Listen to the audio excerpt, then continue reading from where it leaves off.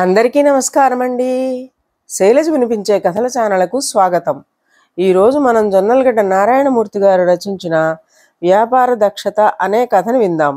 ఈ కథ నవంబర్ 1984 చందమామలో ప్రచురింపబడింది. సుకేతు పట్టణంలో మందారగుప్తుడనే ధనిక వర్తకుడు ఉండేవాడు. అతడికి కొడుకులు లేరు, ఒక్కగానొక్క కూతురు, పేరు వత్సల. ఆమెకు తగిన వాడిని చూసి వివాహం చేసి అల్లుడికి వ్యాపారం అప్పచెప్పి విశ్రాంతి తీసుకోవాలనుకున్నాడు మందారగుప్తుడు. ఈ విషయం అతడు భార్యతో సంప్రదించగా ఆమె తన తమ్ముడి కుమారుడైన కుందనుడు వత్సలకు తగినవాడని అన్నది. మందారగుప్తుడు తన చెల్లెలి కొడుకు చంద్రపాలుడు తగినవాడని బదులు చెప్పాడు. ఆ సమయంలో ఎంతో కాలంగా మందారగుప్తుడి దగ్గర పనిచేస్తున్న మంజరీకు నడేవాడు అక్కడే ఉన్నాడు.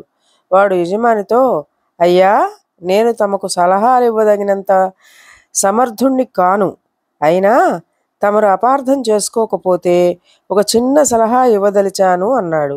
నీ సలహా ఏమిటో చెప్పు అన్నాడు మందారగుప్తుడు.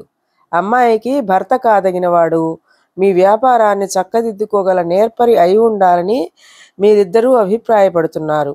అలాంటప్పుడు కుందనుడికి చంద్రపాలుడికి ఒక పరీక్ష పెడితే ఎలా ఉంటుంది అన్నాడు మంజరీకుడు. ఏమిటా పరీక్ష అని అడిగాడు మందారగుప్తుడు. వాళ్ళిద్దరినీ సువర్ణ దేశం పంపుదాం. అక్కడ ఏ తరహా వ్యాపారానికి అవకాశం ఉన్నదో తెలుసుకుని వస్తారు.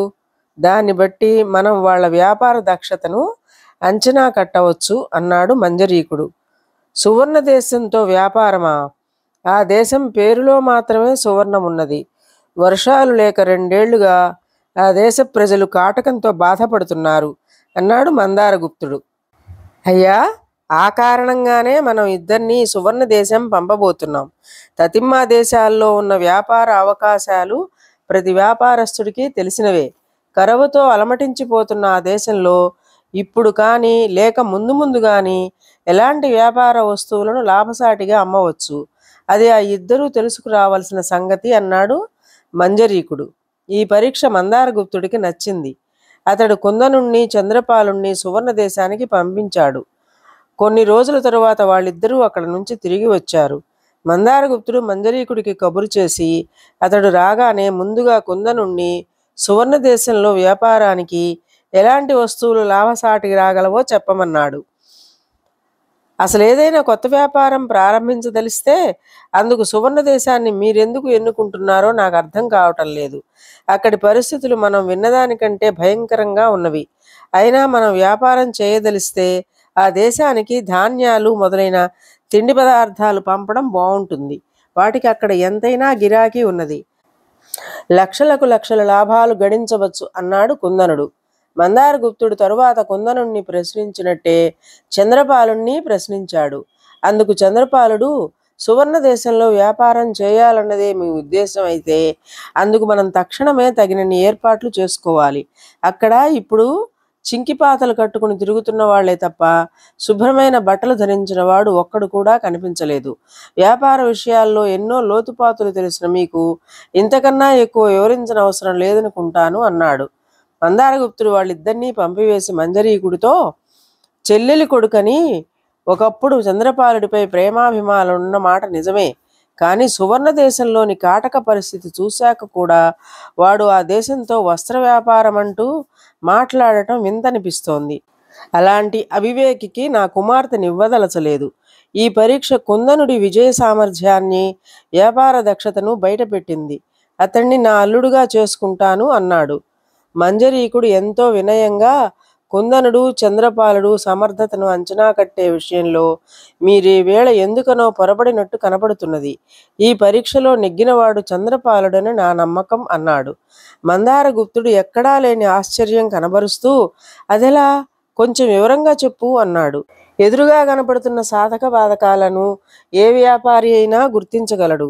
కానీ భవిష్యత్తులో లభ్యమయ్యే అవకాశాలను ముందుగా అంచనా కట్టడంలోనే వ్యాపారి దక్షత బయటపడుతుంది.